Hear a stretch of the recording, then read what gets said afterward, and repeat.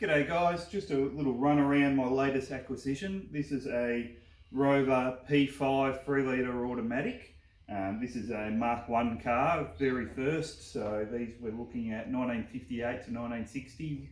I don't know the actual build date on this one. This has been off the road since 1985, so very long time out there. People have been working on it over time, but it's been sitting around for 20 years in its current state.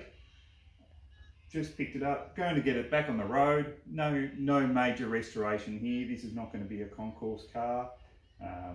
So paint's rough, but we'll just see what happens when we wash it, give it a bit of a polish and see from there. We just want to have it as a club car.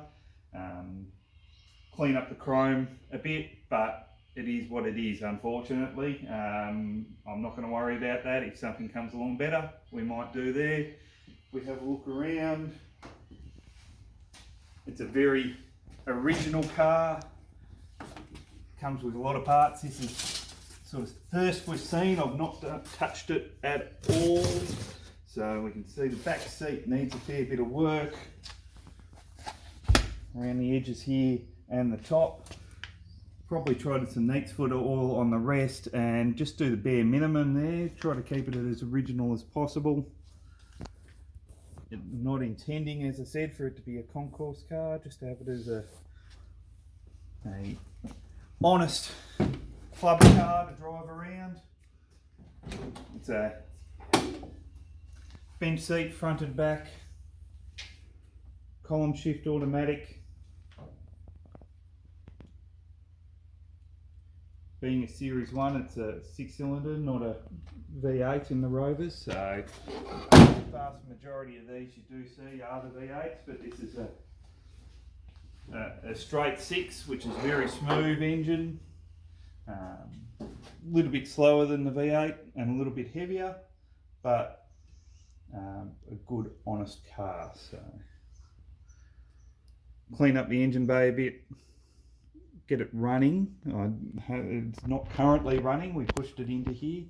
The brakes are seized, but luckily they're seized off, so it is easy to push. So first video sort of running down what's going on here, and as we go I'll make some short little videos of our progress. So that's it for today. Cheers.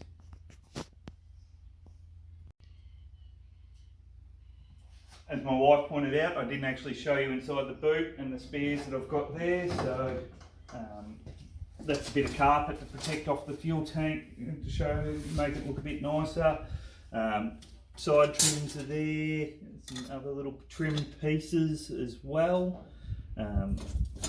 Do have the starting handle there, so we can crank handle for it in the front. So one of the first things I'll do is put some oil down the cylinders and turn it over by hand, just to make sure they're all good before I start it up. Some spare brake parts there. This is actually a disc front car, not a drums like the first ones were, so a little bit more modern there on one thing. But yeah, as we go along and I start doing little jobs, I will take some videos or some photos and keep updated on YouTube of where I'm up to.